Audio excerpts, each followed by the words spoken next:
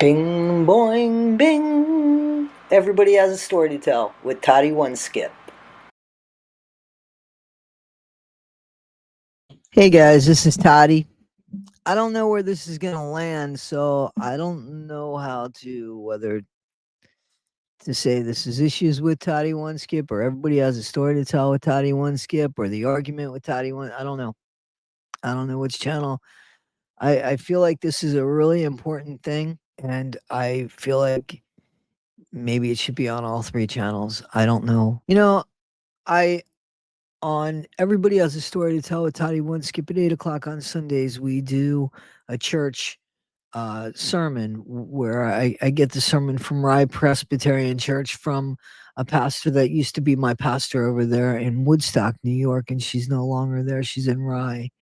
And we should be humbled. And what the sermon was about, how that even if we are so poor, how we are on the higher in the world. In the world, we are so much better off than people that live in other countries. If we have a safe place to stay, then we're a lot more better off than a lot of people. There's this bug in here that's driving me crazy. But we're a lot more better off than majority of the world. We live in this country. You know how the 10% is the highest in the world. No matter how poor we are, we supposedly are that 10% in the world.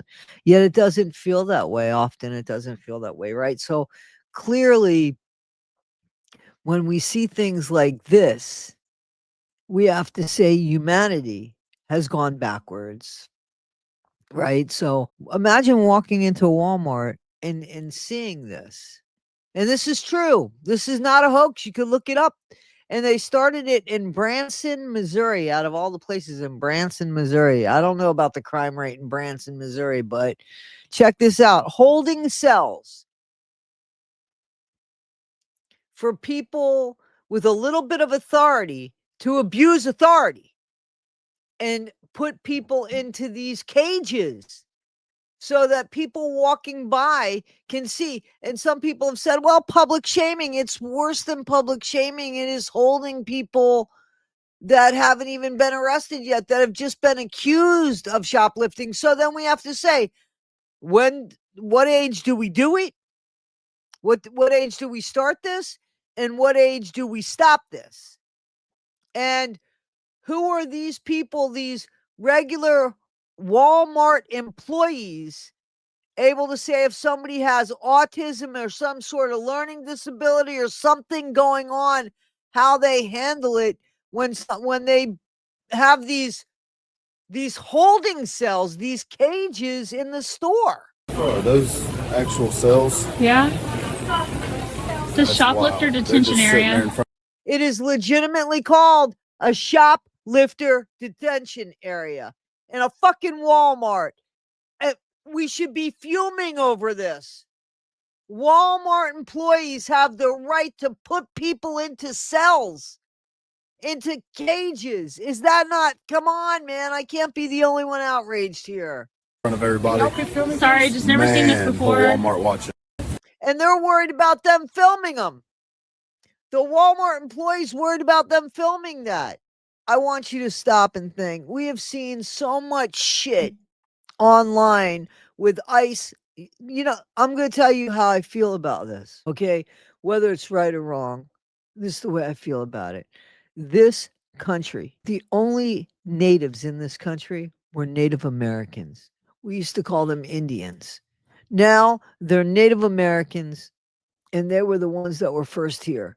And the American way seemed to be to pillage and steal and RAPE and take from them.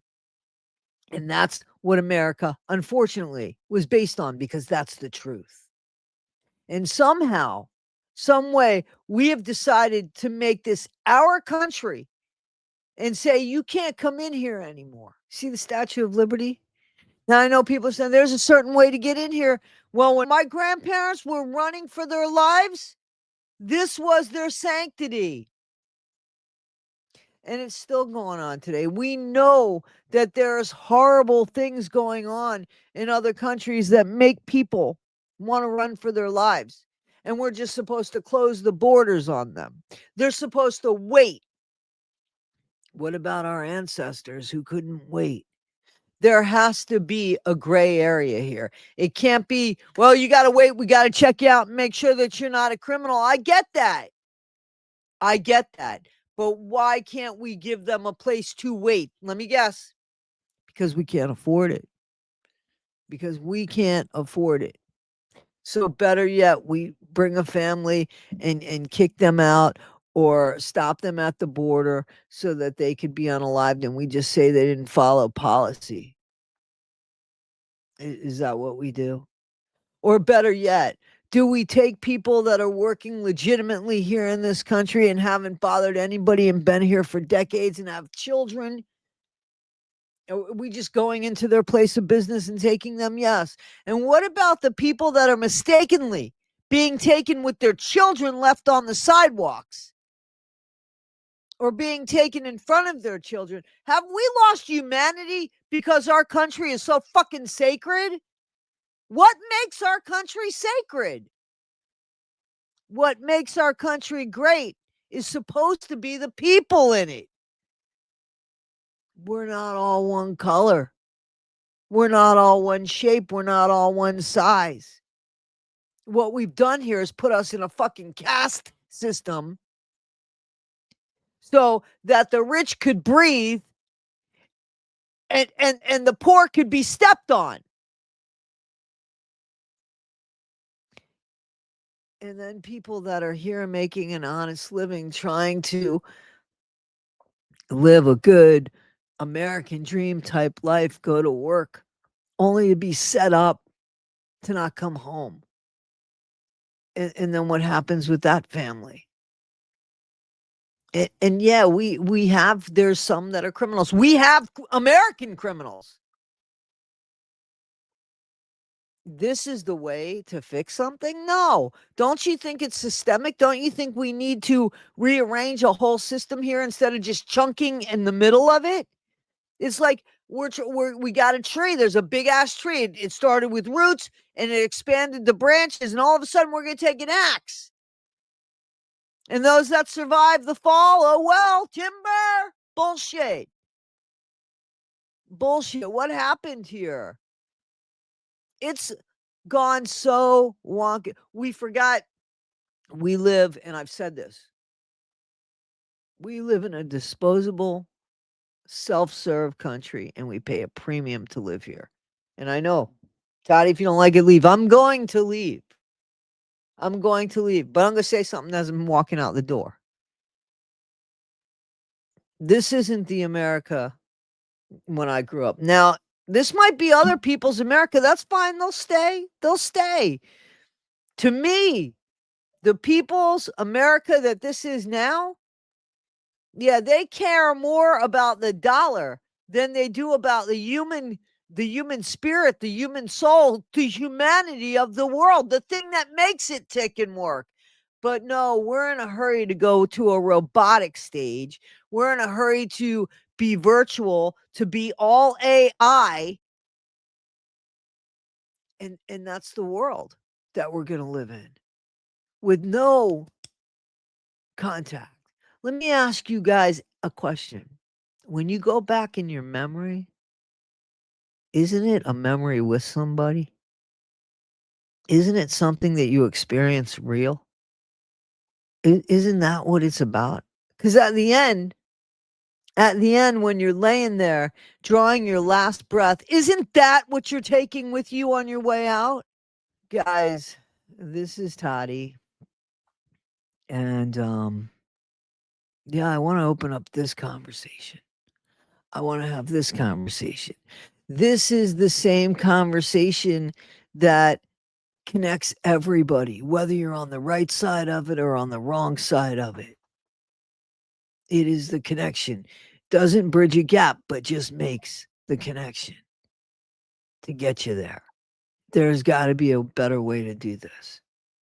And listen, when it all becomes about money, then it goes into each part of our life. It goes into the content creators. We see that now. We see what's going on with Lauren Hidden True Crime, right? We see how important the views were, not so much the personal relationships she was having with victims of family members, right? That she wanted us to believe that she was coming through with the story like this. No, it became something different. You look at people differently when that happens, right? Supposedly, this is the way it is with Lauren Matthias, not the person we thought she was. Now, how'd this all end up on Lauren? Just an example of content creation and how a view of somebody can change, and how when money becomes what it is to people, how they change. And no longer is it sometimes maybe the truth or the integrity. And on this level, I think we can understand, right? Not that we're idiots and don't understand, but on a much bigger playing field, one guy lost a job and one guy became elected president. And that was in a bus, right? When Trump, I don't think he wasn't president at the time, when he was on his first election, when he was talking about how he could grab women, and Billy Bush laughed, and it seemed like he was laughing because he was nervous. He was doing his job. He went to work that day, right? And he puts a microphone in the soon-to-be president's face. He wasn't elected yet, so he's just a nominee. And they don't realize that they're being even recorded. But he goes into it, and he talks about, Trump talks about how it is to grab women, whether they want to be grabbed or not. And Billy Bush, he chuckles, because he's a little bit nervous. It sounds like he gets fired. Trump becomes president. Is it about money? What was more important at that moment? The way a woman should be treated, or about money? Yet we all have moms. Most of us have sisters, not all of us. But we all have somebody that we love who's a woman, right? But no, that wasn't important at the moment. What was important was that Billy Bush loses his job, because that's inappropriate. But the leader of the free world becomes president. Everybody heard it. How does that be? How could that be? Roseanne Barr, I know. Roseanne Barr makes a comment. She loses everything she's worked for, basically. The president has made worse comments, and he gets reelected. What is it? That's when things are upside down. That's when we have things like jails and Walmarts, because no longer is the human spirit of any value. When you have all that money in the world, you're not going to die with it. Apparently, the reason why you get it is to get more of it. So what are you doing with it? Like, are you creating memories? Is there any memories going on here? Or is it just whoever has the most toys at the end of the game wins? The end of the game, you can't take the toys with you to the next lifetime. All you have is what's left behind. That's your legacy. That's why that's so important. That's the thing that holds you at the end of it all. That's the thing that you're known by. Your legacy.